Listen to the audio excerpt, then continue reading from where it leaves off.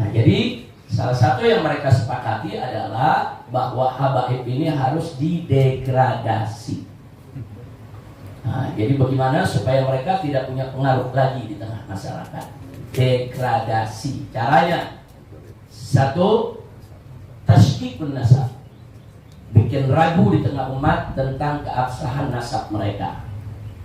Kedua, kumpulkan semua kejadian-kejadian yang jelek yang dilakukan oleh oknum-oknum habaib. Kalau satu dua oknum, tapi mereka kumpulkan sebanyak-banyaknya supaya enggak lagi disebut oknum. Dan itu mereka kumpulkan.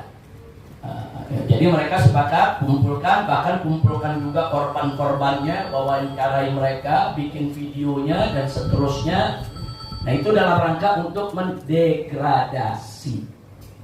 Nah, jadi yang menariknya, saudara, pada pertemuan para jenderal tua tersebut dan kelompok intelijen hitam tersebut, ada beberapa tokoh begal nasab yang ikut hadir.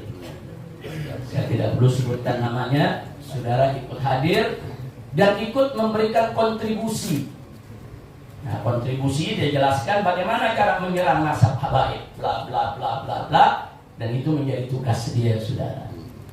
Dan makanya jangan kaget kalau kalangan begal nasab ini sering didatangi oleh pimpinan BNPT, pimpinan Densus 88, saudara, karena ini memang proyek politik degradasi, yaitu para habaib, supaya habaib udah nggak dipercaya lagi lah, supaya masyarakat udah habaib ini nggak ada lagi pengaruhnya di tengah masyarakat, ya kawan.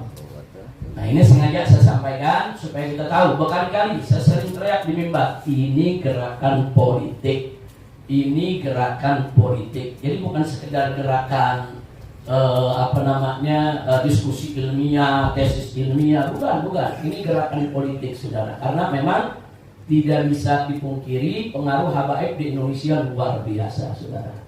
Dari Sabang sampai Merauke, saya keliling Indonesia, keluar masuk kampung, naik gunung, turun, saudara, ke lembah, di mana-mana banyak majelis-majelis habaib, saudara. Dari yang majelisnya kecil, yang pertengahan, sampai majelis yang besar, saudara, di mana-mana.